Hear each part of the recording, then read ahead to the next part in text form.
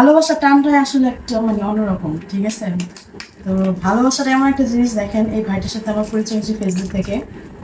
তো আমার জন্য কক্সবাজার থেকে একটা গিফট পাঠাইছে রাশেদ ভাই।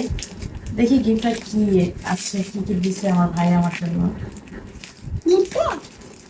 আসলে একটা জিনিস কি গিফট গিফটই, তাই না? সেটা ছোট হোক কিংবা বড় হোক। ওয়াও, দেখছো? এটা কি বাবা?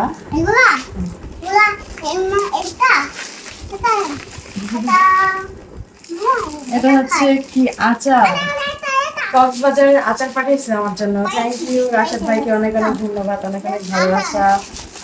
তারপর দিয়েছে হচ্ছে আরেকটা, এটা কি সে, এটাও একটা আচারের প্যাকেট। আল্লাহ, কত আচার পাঠিয়েছে আমার জন্য। হ্যাঁ, এটাও একটা আচার।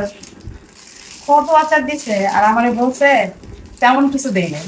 এটা নাকি তেমন কিছু না, দেখছেন কত কত আচার পাঠিয়েছে। এখানে এক একটার ভিতরে মনে হয় না হইলেও কমসে কম 20টা করে তো আছেই।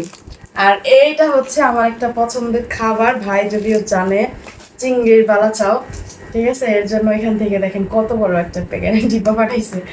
থ্যাংক ইউ, অনেক অনেক ধন্যবাদ আমার রাশেদ ভাইয়ের জন্য, অনেক অনেক ভালোবাসা রইল মন থেকে।